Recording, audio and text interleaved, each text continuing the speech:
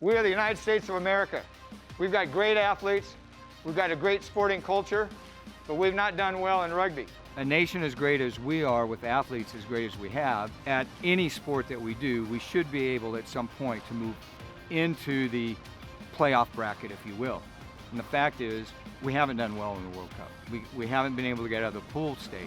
And it really just comes down to our best athletes are competing in NFL, NHL, Major League Baseball, NBA, and when we go up against England and New Zealand and Australia, South Africa, their best athletes are playing rugby. If the Alabama Crimson Tide came and took all their resources and all their players and played rugby for a year, how good would they be?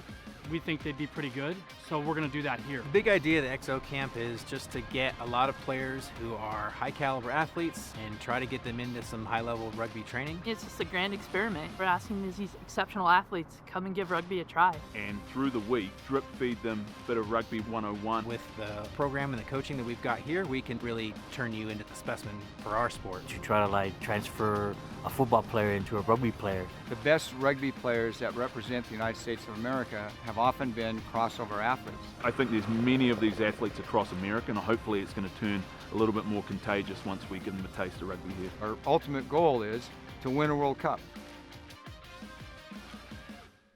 A nation as great as we are, with athletes as great as we have, at any sport that we do, we should be able at some point to move into the playoff bracket, if you will.